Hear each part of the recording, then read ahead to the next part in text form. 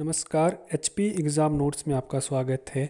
ये हमारे हिमाचल प्रदेश हिस्ट्री का डिस्ट्रिक्ट वाइज तीसरा वीडियो लेक्चर है और अगर आप में से किसी स्टूडेंट ने पहले दो वीडियो लेक्चर को नहीं देखा है तो प्लीज़ जाके पहले उन दो वीडियो लेक्चर्स को देखें, तब जाके आपको ये वीडियो लेक्चर समझ आएगा। अदरवाइज़ जो है चीज़ें छूटती जाएंगी।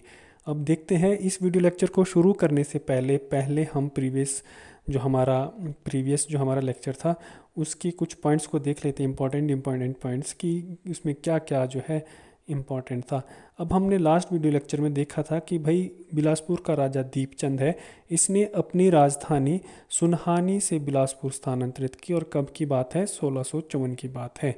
और राजा की क्या हुआ, राजा ने ये कुछ अभिवादन प्रथाएं शुरू की थी और कांगड़ा के राजा ने राजा दीपचंद को जो है नादौन में जहर दे के मरवा दिया था। आगे रानी जलाल देवी जो पत्नी होती है दीपचंद की, शोक सभा में बैठी थी और इसी शोक सभा में गुरु तेग बहादुर सिंह जी आते हैं, जिनको रानी जो है मखोवाला गांव भेंट स्वरूप दे देती है, जिसे हम आज आनंदपुर साहिब के नाम से जानते हैं।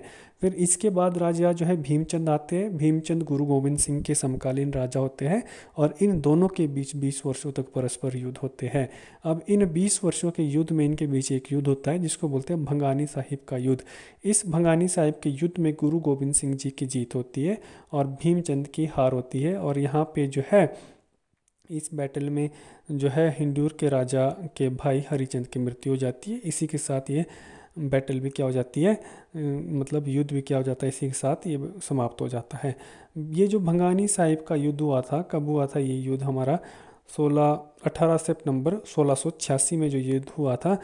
यहाँ पे जहाँ पर गुरु गोविंद सिंह जी भंगानी साहिब के मैदान में जहाँ पे गुरु गोविंद सिंह जी रुके थे, टेंट लगाया था, वहाँ पे गुरुद्वारा बनाया गया जिस गुरुद्वारा को क्या बोला जाता है, तीरगढ़ी साहिब। भंगानी साहिब युद्ध के बाद में सिखों द्वारा वहाँ पे किस गुरुद्वारे का निर्माण किया गया, दैट इज़ तीरगढ़ी साहिब। गुरु गोविंद सिंह मेदिनी प्रकाश के शासन काल में सिरमौर आ गए थे, नाहन आ गए थे, तो नाहन में जहाँ पर उन्होंने टेंट लगाया था वहाँ पे बाद में सिखों ने गुरुद्वारा बनाया, जिसे गुरुद्वारा गुरु गोविंद सिंह पातशाही 10वीं कहा जाता है। गुरु गोविंद सिंह जी ने पांवटा साहिब में दशम ग्रंथ की स्थापना की। तो दशम ग्रंथ की स्थापना कहाँ हुई, पांवटा साहिब में, सिरमौर में। आगे जाके आज का हमारा वीडियो लेक्चर है कि अजमेर चंद। आगे किस वीडियो लेक्चर में क्या है, अजमेर चंद। तो अजमेर चंद अगले राजा बनते हैं भीमचंद के बाद और इन्होंने हमीरपुर की सीमा पर अजमेर किले का निर्माण किया। किसका निर्माण किया, अजमेर किले का। सिर्फ और सिर्फ यही लाइन एक इम्पॉर्टेंट है। अगले राजा होते हैं देवीचंद। अब देवीचंद जो राजा होते हैं, अब इनके नाम पे क्या छिपा हुआ है, देवी। देवी का मतलब कि नाम में ही समथिंग पॉजिटिविटी है, देवताओं जैसे काम करेंगे ये। तो होता क्या है कि इनके शासनकाल के दौरान हिंदूर के राजा मानचंद, कौन होते थे, हिंदूर के राजा मानचंद की मृत्यु हो जाती है और अनफॉर्चुनेटली जल्दी ही उनके पुत्र की भी मृत्यु हो जाती है। अब होता क्या है कि हिंदूर दैट मीन्स नालागढ़ रियासत जो है पर कोई भी राजा नहीं है, तो देवीचंद चाहता तो हिंदूर रियासत को बिलासपुर में मिला देता और वहाँ का राजा खुद बन जाता, लेकिन देवीचंद ने ऐसा नहीं किया। देवीचंद ने जनता के आग्रह पर वहीं के एक व्यक्ति गजय सिंह हिंडूरिया को बिलासपुर का राजा बनाया। इन्होंने जनता के सेंटिमेंट्स को समझा और उन्हीं के कहने पर वहाँ का जो है राजा गजय सिंह हिंडूरिया को बनाया। फिर आगे एक युद्ध हो जाता है किसके बीच में, जसवां। जसवां किसका पुराना नाम है, उन्ना का। तो जसवां के राजा अभय चंद और कांगड़ा के राजा घमंड चंद। घमंड चंद कहाँ का राजा है, कांगड़ा का। तो जसवां के राजा अभय चंद और कांगड़ा के राजा घमंड चंद के बीच देवीचंद ने घमंड चंद का साथ दिया। इंपॉर्टेंट लाइन है भाई, देवीचंद ने किसका साथ दिया, घमंड चंद का। अब क्वेश्चन कैसे उठेगा कि बिलासपुर के उस राजा का नाम बताओ जिसने अभय चंद और घमंड चंद के युद्ध में जो है घमंड चंद का साथ दिया, तो कौन था, देवीचंद। और अगर और टफ पूछेगा तो ये पूछेगा कि भाई अभय चंद और घमंड चंद के शासनकाल के दौरान बिलासपुर के राजा देवीचंद ने किसका साथ दिया, या फिर बिलासपुर के उस राजा का नाम बताओ जो सिंधु रियासत पर राजगद्दी खाली होने के बावजूद भी वहाँ के राजा को गजय सिंह हिंडूरिया को नियुक्त किया, किसने, देवीचंद ने। तो ये सारे क्वेश्चन कुछ इस तरह से आएंगे। तो जब ये जो हमारा राजा है कौन सा, अभय चंद, कहाँ का था ये, जसवां का राजा, तो ये तो हार जाता है किससे, घमंड चंद से, और जसवां की कुछ टेरिटरीज कांगड़ा के लिए खो देता है, लूज कर जाता है। तो उस समय होता क्या था कि हार बहुत बड़ी बात होती थी। अगर कोई राजा हार गया ना, तो बाहर प्रजा में ये बात फैलती थी कि भाई अगर राजा हारा हुआ राजा अपने प्रजा को कैसे सुरक्षा प्रदान करेगा। तो इसी के भाई ने क्या किया, अभय चंद के भाई ने एक षड्यंत्र रच के धोखे से जो है अभय चंद को राज्य से या रियासत से निकाल दिया था। तो जैसे ही देवी चंद को इस बात का पता चलता है, देवी चंद जो है अभय चंद जसवा के राजा अभय चंद की सहायता करता है और उसे वापस से राजगद्दी पर बिठाता है। तो देखो, पहले तो देवी चंद ने घमंड चंद की सहायता की, लेकिन बाद में उनको ऐसा लगा कि नहीं यार, ये तो गलत हो गया, अभय चंद ने इतना भी कुछ नहीं किया कि वो इसे रियासत से बाहर ही कर दिया जाए। तो फिर अभय चंद की सहायता की और उसे गद्दी पर बिठवा दिया। फिर आगे क्या होता है कि देवीचंद ने हिंदूर के राजा विजय सिंह को रामगढ़ दुर्ग भेंट स्वरूप दे दिया। तो आगे राजा कौन आता है, हिंदूर का विजय सिंह। और देवीचंद ने क्या किया, हिंदूर के राजा विजय सिंह को रामगढ़ दुर्ग जो है भेंट स्वरूप दे दिया था। यह नादिर शाह का समकालीन था। देवीचंद किसका समकालीन था, नादिर शाह का। इंपॉर्टेंट लाइन, इसको स्टार मार्क करेंगे। देवीचंद नादिर शाह का समकालीन राजा था। नादिर शाह ने बाद में इसे पकड़कर बंदी बना लिया था। ठीक है, बाद में नादिर शाह ने इसे पकड़कर क्या कर लिया था, बंदी बना लिया था। तो ये इंपॉर्टेंट लाइन है भाई। देवीचंद किसका समकालीन राजा था, नादिर शाह का। तो बिलासपुर के उस राजा का नाम बताइए जिसे नादिर शाह ने गिरफ्तार किया था, बंदी बनाया था। तो वो कौन सा था, देवीचंद। अगले राजा को देखते हैं। अगला राजा है महानचंद। तो देवीचंद को जो है नादिर शाह ने कैद डाल दी, कैद में डाल दिया, वापस फ्री नहीं होता है, शायद नादिर शाह के उसी में ही उनकी डेथ हो जाती है। तो अगले राजा आते हैं महानचंद। महानचंद बिलासपुर के वो राजा थे जिन्होंने बिलासपुर पर 46 वर्षों तक शासन किया। पिता देवीचंद के मृत्यु के बाद अगले शासक कौन बनते हैं, महानचंद बनते हैं। और उनकी माता जो है नागर देवी, नागर देवी का और रामू वजीर जो है, नागर देवी और रामू वजीर का एट दैट टाइम ज़्यादा प्रभाव होता है बिलासपुर रियासत पे। लेकिन जब रामू वजीर मर जाता है, बिलासपुर का कौन सा वजीर, रामू वजीर मर जाता है। तो राजा के बाद अगर हम पावरफुल देखें तो वजीर भी काफ़ी पावरफुल रहते थे। तो बिलासपुर में जब रामू वजीर की मृत्यु हो जाती है, तो सबसे बड़ी बात क्या होती है कि सोलन की जो 12 ठकुराइयाँ होती है, इन्होंने अपने आप को बिलासपुर से क्या करवा दिया, आज़ाद करवा दिया। तो किस राजा के शासनकाल के दौरान सोलन की 12 ठकुराइयों ने अपने आप को बिलासपुर से आज़ाद करवाया, महानचंद। लेकिन महानचंद उस समय क्या था, नाबालिग था, बहुत छोटा था। ठीक है, तो छोटा था, तो उस समय जो है उन्होंने छीन ली। और वैसे भी रामू वजीर की भी डेथ हो गई थी, तो ज़्यादा देर तक वैसे भी रहनी नहीं थी इनके पास। आगे क्या हुआ, अब अगर हम महानचंद की बात करें तो महानचंद के साथ साथ जो है कांगड़ा के राजा संसार चंद, इनकी भी पावर बहुत बढ़ती जा रही थी। कांगड़ा के राजा संसार चंद जब कांगड़ा का राजा बनता है, तो वो ना बहुत सारी टेरिटरीज़ को, आसपास के क्षेत्र को किस में मिला देता है, कांगड़ा में मिला देता है। लेकिन उसकी सबसे बड़ी गलती क्या थी कि उसने बिलासपुर पर आक्रमण किया। तो 1795 में क्या हुआ, राजा संसार चंद ने बिलासपुर पर आक्रमण किया, जिसमें कि सिरमौर के राजा धर्म प्रकाश की मृत्यु हो गई। अब होता क्या है कि जो राजा संसार चंद था, उसने क्या किया, उसने आसपास के एरियाज पे आक्रमण किए। और उसने आक्रमण किस पे किया, बिलासपुर पे किया। तो बिलासपुर का राजा कौन था, महानचंद। और महानचंद इतना मतलब ज़्यादा कैपेबल रूलर नहीं था एट दैट टाइम। संसार चंद तो बहुत पावरफुल रूलर था। तो हुआ क्या कि जब क्या बोलते हैं संसार चंद ने जो है बिलासपुर पर आक्रमण किया, या ऐसी सूचना है कि भाई संसार चंद बिलासपुर पर आक्रमण करने वाला है, तो बिलासपुर ने सिरमौर के राजा धर्म प्रकाश से सहायता मांगी। तो पहले तो धर्म प्रकाश ने सहायता नहीं की। उसने बोला कि भाई तुम लोगों का युद्ध है, तुम लोगों की बैटल है, तो हम क्यों तुम लोगों के बैटल्स में सहायता करें। तो वैसे भी कांगड़ा बहुत दूर है, तो शायद ही है कि वो सिरमौर रियासत तक आए। तो फिर क्या हुआ, महानचंद ने बोला कि फिर से अपने सैनिकों को भेजा और कहा कि भाई अगर धर्म प्रकाश मेरी तरफ से संसार चंद के खिलाफ युद्ध लड़ता है, तो मैं उसे 1 लाख रुपए दूंगा।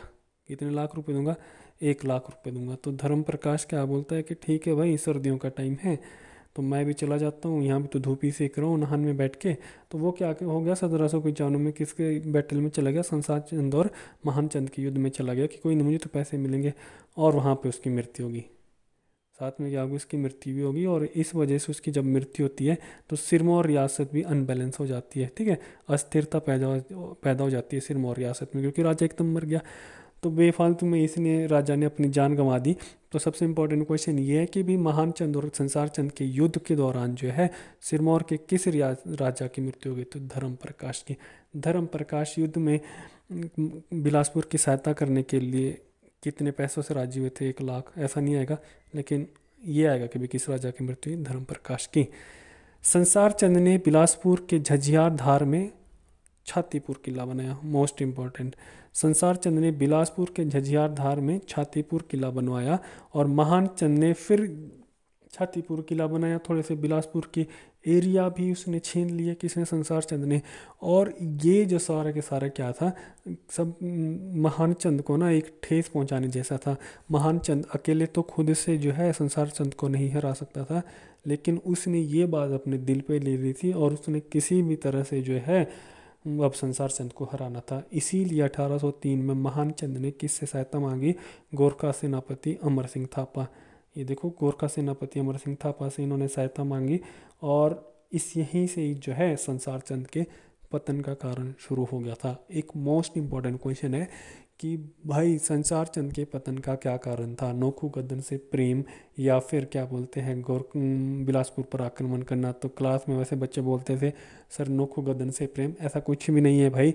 संसार चंद के पतन का कारण जो है महान चंद पर आक्रमण करना था। ठीक है, ये कुछ हमने फ़ोटोज़ आप लोगों के लिए लगा रखी है, होप सो कि आपको पसंद आ रही होगी।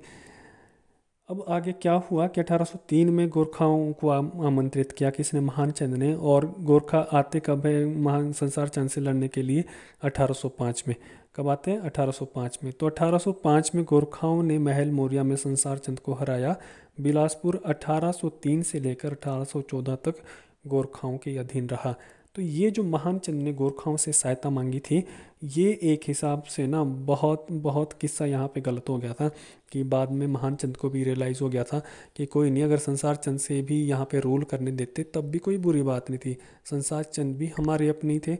लेकिन जब तो गोरखा बिलासपुर में आए ना 1803 से 1814 तक, उस समय बिलासपुर का टाइम जो है नर्क का टाइम था। ऐसे बोलते कि हमारी जो औरतें थी बिलासपुर में, हिमाचल, हमारी जो माताएं बहनें थी वो नहाती थी महीने महीने। क्यों? क्योंकि अगर कोई सुंदर औरत को देखेगा तो उठा लेगा। गोरखाओं उस समय इतना ऐसा लग रहा था कि भाई हम किसी नर्क में हैं, और गोरखाओं के लिए क्या थी, किसी स्वर्ग से कम नहीं था। तो बाद में इनको भी रियलाइज़ होता है कि भाई हमने तो बहुत बड़ी गलती कर दी कि गोरखाओं को यहाँ पे बुला लिया। गोरखाओं ने तो ऐसे तहस नहस कर दिया पूरे बिलासपुर को। तो 1803 से 1814 तक गोरखा में बिलासपुर का राज रहा, अधीन बिलासपुर के अधीन रही। और 1814 में डेविड ऑक्टरलोनी, कौन थे? ब्रिटिशर थे। डेविड ऑक्टरलोनी ने रतनपुर किले में अमर सिंह थापा को हराया। किस पे, कहाँ पे हराया? रतनपुर किले में अमर सिंह थापा को हराया। और 6 मार्च 1815 को बिलासपुर अंग्रेजों के अधीन आ गया था। ठीक है, तो जब 1814 में अंग्रेजों ने जो है अमर सिंह थापा को हरा दिया, तो 6 मार्च 1815 में बिलासपुर किसके अधीन आ गया था? उसके बाद अंग्रेजों के अधीन आ गया था। तब ये भी थोड़ा बहुत ठीक ही था कि गोरखाओं से हमारी टेरिटरी किसके पास शिफ्ट होगी? अंग्रेजों के पास शिफ्ट होगी। ठीक है, तो इनके बीच में अंग्रेजों फर्स्ट आंग्ला गोरखा नेपालीज वॉर में जो है क्या हुई थी? संगोली की संधि हुई थी, और इस संधि के तहत जो है गोरखाओं से ये सारे एरियाज ले लिए गए थे। इसको हम आगे भी देखेंगे। फिर आगे क्या होता है? 1819 में सिख सरदार 1819 में सिख सरदार देसा सिंह पठानिया ने बिलासपुर पर आक्रमण किया और 3 किले जीत लिए। कब की बात है? 1819 में। कौन थे? सिख सरदार देसा सिंह पठानिया ने बिलासपुर पर आक्रमण किया और 3 किले छीन लिए। 1818 में संसारू वजीर को राजा ने निकाल दिया। ठीक है, 1818 में बिलासपुर के संसारू वजीर को राजा ने निकाल दिया। 1824 में राजा की मृत्यु हो गई। 1824 में किसकी मृत्यु हो गई थी? राजा महान चंद की मृत्यु हो गई थी। तो ये जो आक्रमण, वैसे ये इमेज आपने ऐसे रियल में नहीं कोरिलेट करनी, ये तो बस हमने दिखा रखा है हल्का फुल्का डायनेमिक बनाने के लिए स्लाइड्स को। तो 1819 में सिख सरदार देसा सिंह पठानी ने बिलासपुर पर आक्रमण किया और 3 किले जीत लिए। लेकिन 1824 में महान चंद की मृत्यु हो गई थी। बिलासपुर पर सबसे अधिक समय तक शासन करने वाला राजा कौन था? महान चंद था। अब महान चंद के बाद राजा आते हैं खड़क चंद। कौन आते हैं? राजा खड़कचंद। और खड़कचंद के शासनकाल को बिलासपुर में क्या बोलते हैं, काला युग बोलते हैं। तो आपका ये क्वेश्चन है, किस राजा के शासनकाल को बिलासपुर में कठोर युग कहा जाता है? तो वो राजा था मेघचंद। पिछले लेक्चर्स में देख लो अगर किसी ने नहीं देखा है। और यहाँ पे राजा कौन है? खड़कचंद। खड़कचंद के शासनकाल को क्या बोला जाता है? काला युग। खड़क सिंह के खड़कने से खड़कती है खिड़कियाँ, समथिंग लाइक दैट, ऐसे याद करेंगे तो भी याद हो जाएगा। अब हुआ क्या कि खड़कचंद के चाचा जगत सिंह के नेतृत्व में जनता ने विद्रोह किया, लेकिन स्मॉल फॉक्स से उसकी पहले ही मृत्यु होगी। कहने का मतलब क्या है, खड़कचंद जो है लोगों पर अत्याचार करता ही रहता था। अब लोग एकत्रित हुए और उसी के चाचा जगत सिंह के शासनकाल या उसी के चाचा जगत सिंह के नेतृत्व में उन्होंने जो है खड़कचंद का विद्रोह करना चाहा। लेकिन फिर जब तक विद्रोह कर पाते या अच्छे से विद्रोह कर पाते, उसी समय के दौरान खड़कचंद की क्या हो गई थी? स्मॉल फॉक्स होते हैं, हल्के हल्के दाने निकल जाते पूरे शरीर में, उसके कारण खड़कचंद की मृत्यु हो गई थी। बहुत दयनीय मौत हुई थी भाई इसकी। तो ये हमारे बिलासपुर की हिस्ट्री है। हम आगे भी चलेंगे, लेकिन इससे पहले मैं आप लोग को बता दूं कि अगर आप पटवारी या फिर पुलिस की प्रिपरेशंस कर रहे हैं या फिर किसी भी हिमाचल प्रदेश के सी क्लास की प्रिपरेशंस कर रहे हैं, तो ये सारी चीज़ आपके लिए इम्पॉर्टेंट है। पटवारी के हमारे पास 25 मॉक है, जो हम सिर्फ और सिर्फ 299 में आपको देने के लिए तैयार हैं। हमने ज़्यादा इसका प्राइस बिल्कुल भी नहीं रखा है। आप चाहे कितना ही भी पढ़ लो, मॉक आपके लिए लगाने ही पड़ेंगे। अगर आप 25 मॉक लगा लेते हैं तो मुझे नहीं लग रहा है कि आपका पटवारी में सिलेक्शन नहीं होगा। अगर आप कांस्टेबल की प्रिपरेशंस कर रहे हैं तो आपके लिए 15 मॉक है, और ये सिर्फ और सिर्फ हमने 199 के रखे हुए हैं। अगर आपको हमारा कंटेंट पसंद आता है तो आपको ये मॉक भी ज़रूर लेने चाहिए। ठीक है, इसकी हमने डिटेल्स लास्ट में दे रखी है, आपको हम एक नंबर शेयर करेंगे। अदरवाइज़ आप हमें इसी मेल आईडी पे भी लिख सकते हैं, अगर जैसे भी आपकी रहती है। आप हमारी टीम से कांटेक्ट करके इसे खरीद सकते हैं। आप हमारे वर्क को पसंद करते हैं तो प्लीज़ वीडियो को लाइक करो, चैनल को सब्सक्राइब करना। अगर नहीं भी करते तब भी ऐसी कोई बात नहीं है कि भाई करना ही है। आप डिसलाइक भी कर सकते हैं, कमेंट में बता भी सकते हैं सर बिल्कुल बेकार है, आपसे नहीं हो पा रहा। ठीक है, तो ये जो राजा जगत सिंह जो थे उनके ही चाचा थे, किसके? खड़क सिंह के चाचा ही थे, खड़कचंद के चाचा थे। तो खड़कचंद की तो मृत्यु हो गई थी। ठीक है, खड़कचंद की तो मृत्यु हो गई थी, तो जनता के आग्रह पे अगला राजा किसे बनाया गया? जगत सिंह को। अब जगत सिंह के क्या हुआ कि जगत सिंह लड़ने वाले बिल्कुल भी नहीं थे। ये ऐसे लड़ाकू राजा नहीं थे या लड़ाकू व्यक्ति नहीं थे, ना ही लालची व्यक्ति थे। तो इनके शासन में क्या हुआ कि खड़क सिंह की एक पत्नी थी, जो कहाँ की थी? सिरमौर की। अब खड़क सिंह पूरे जो है बिलासपुर की जनता को परेशान कर रखा है इसने। तो इसने ना, ये लोग अपनी पत्नियों को भी परेशान करते ही होंगे, मारते होंगे, पीटते होंगे, इनका उतना ज़्यादा नहीं रहता होगा। इसने पूरी जनता की ऐसी तैसी करती है, हो सकता है वो पत्नी को भी परेशान करता हो। तो ये जो पत्नी थी सिरमौर की, वो जगत सिंह को, मतलब खड़क सिंह को छोड़ के वापस कहाँ आ गई? सिरमौर आ गई थी, क्योंकि रोज़ रोज़ फिर कौन मार पिटाई सहन करेगा इसकी। तो हुआ क्या कि जब उसे ये पता चलता है कि खड़कचंद या खड़क सिंह, इसमें कन्फ्यूजन होना है, खड़कचंद या खड़क सिंह की जब मृत्यु हो गई है, तो फिर अगले राजा वहाँ के किसको बना दिए? जगत सिंह को। तो उसने बोला, ये वापस आई, और वापस आते हुए इसने अपने अधिकार के लिए सुकेत और सिरमौर की सेना साथ लेके आई, और ये वापस गई बिलासपुर। और इसकी हेल्प के लिए इसने क्या किया? सुकेत और सिरमौर की सेना को हेल्प के लिए लिया, और इसने कहा कि जगत सिंह इस रियासत की गद्दी पे कैसे बैठ सकता है, जबकि रियासत की गद्दी पर अधिकार मेरी संतान का है, मैं खड़क सिंह की पत्नी हूँ। तो फिर जगत सिंह ने कहा कि कोई बात नहीं, अगर आपको रियासत ही चाहिए थी, हमें तो पता भी नहीं था कि भाई जगत सिंह खड़क सिंह की कोई पत्नी है जो सिरमौर से और प्रेग्नेंट है। तो अगर ऐसी बात है तो आप ही इस रियासत को संभालो, मुझे इससे कोई संभालने की ज़रूरत नहीं है, लड़ने की बिल्कुल भी ज़रूरत नहीं, ये रियासत मैं आपको ही सौंप देता हूँ। तो फिर जगत सिंह ने अपनी रियासत किसको सौंप दी? सिरमौर की रानी को, जिसने क्या क्या था? अधिकार अपने एक धावा ठोका था कि भाई मेरे पेट में जो है खड़क सिंह की संतान पल रही है। तो जगत सिंह ने राजगद्दी छोड़ दी। अब जब जगत सिंह ने राजगद्दी छोड़ी तो ये बात किसको पसंद नहीं आई? ये बात पसंद जो है ब्रिटिशर्स को नहीं आई, क्योंकि ब्रिटिशर्स ने अभी किससे ले रखी है?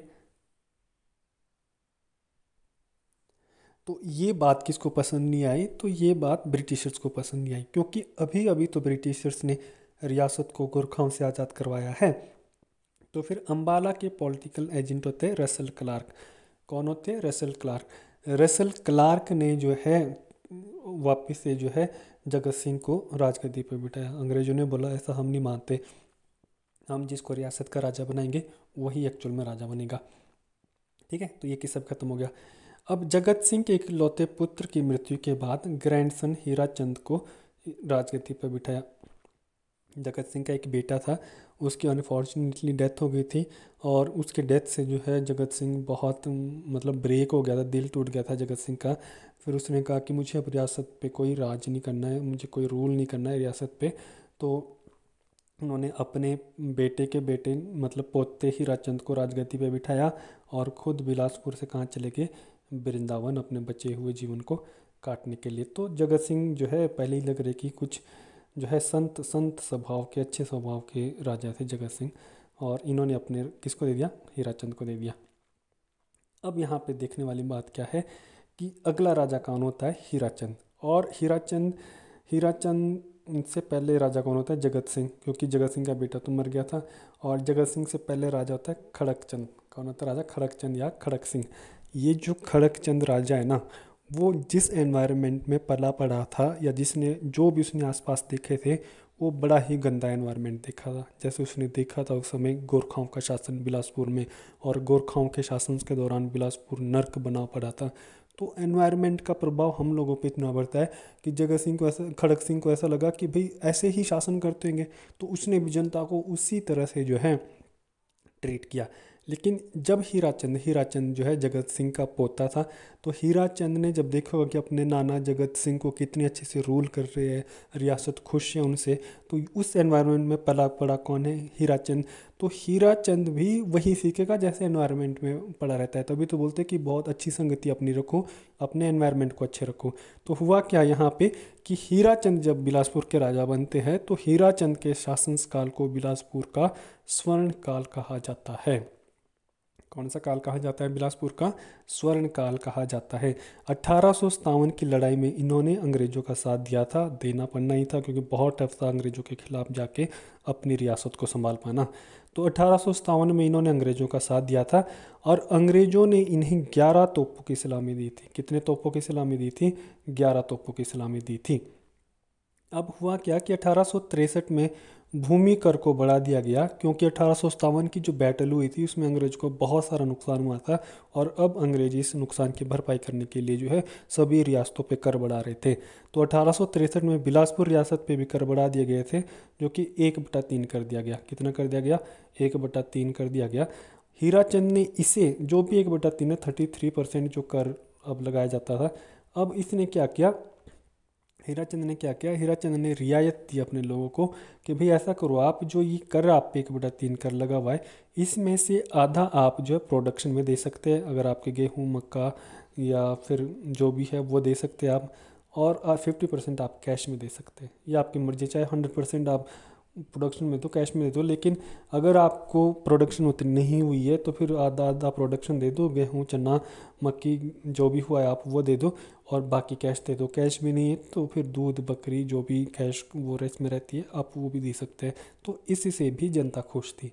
अदरवाइज़ तो आपने हिस्ट्री में सनसेट लॉ देखेंगे, अगर आप सूरज छिपने से पहले कर नहीं देंगे ब्रिटिशर्स की, तो ज़मीन सारी की सारी इनकी हो जाएगी, ब्रिटिशर्स की हो जाएगी।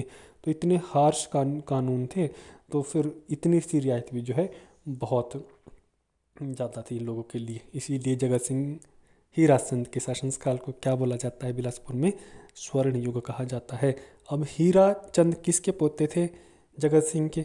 अब इन्होंने क्या किया, 1874 में जो है बिलासपुर में खान टैंक या जगत खाना टैंक और स्वार घाट टैंक का निर्माण करवाया। मोस्ट इम्पॉर्टेंट है, जगत खाना टैंक किसने बनाया, हीराचंद ने। हीराचंद जगत सिंह के क्या थे, पोते थे। 1882 में हीराचंद अपने पुत्र अमरचंद के साथ कहाँ गए थे घूमने, शिमला गए थे। शिमला में घूमने गए थे, और वापस आते समय इनकी तबीयत से कुछ ख़राब हुई, और वापस आते समय माहौल करके जगह में भी सोलन के आसपास होगी, माहौल नामक स्थान पर इनकी मृत्यु हो गई थी। ठीक है, तो 1882 में हीराचंद जो है शिमला घूमने गए थे। फिर शिमला घूमते हुए उनकी थोड़ी सी तबीयत ख़राब हुई, उन्होंने अपने बेटे अमरचंद को कहा होगा कि वापस चलते बिलासपुर, मैं कुछ अच्छा सा ठीक से फील नहीं कर रहा हूँ। लेकिन रास्ते में ही फिर क्या हुई थी, हीराचंद की मृत्यु हो गई थी। तो यहाँ सबसे इम्पोर्टेंट है जगत खाना टैंक, स्वारगेट टैंक किसने बनाया? हीराचंद ने बनाया। ठीक है। क्रॉप क्या क्या बोलते हैं, कर का 50-50% प्रोडक्शन किसने रखा था? हीराचंद ने रखा था। 11 तोपों की सलामी बिलासपुर के किस राजा को दी गई? हीराचंद को। हीराचंद ने 1857 की लड़ाई में किसका साथ किया था? अंग्रेजों का। मैक्सिमम अंग्रेजों को नहीं दिया था, मतलब सब ने अंग्रेजों का साथ दिया था। शमशेर सिंह था एक राजा थे, कहाँ के? बुशेर के, उन्होंने नहीं अंग्रेजों का साथ दिया था। सो दूसरा इंपॉर्टेंट क्वेश्चन कौन सा है? बिलासपुर के शासनकाल के दौरान, मतलब बिलासपुर का स्वर्ण काल किसके शासनकाल को कहा जाता है? That is Hirachand. ठीक है। और हीराचंद की माहौल नामक स्थान पर क्या हो गई थी? मृत्यु हो गई थी। तो this is all about for the day. Hope so कि आपको समझ आया होगा। अगर आप में से किसी स्टूडेंट्स को हमारी बातें समझ नहीं आ रही है या समझ आ रहा नहीं भी आ रही तो कमेंट करके हमें बता सकते हैं। अदरवाइज़ अगर आप हमसे मॉक चाहते हैं तो आप इस नंबर पे व्हाट्सएप कर सकते हैं। कुछ आपके सजेशंस है तो आप हमें मेल कर सकते हैं। कमेंट में भी आप बता सकते हैं। वर्क पसंद करते तो प्लीज़ चैनल को सब्सक्राइब कीजिए, लाइक कीजिए, और नहीं भी करते हैं तब भी कमेंट बॉक्स में आप बता सकते हैं। This is all about for the day. Thanks for the listening.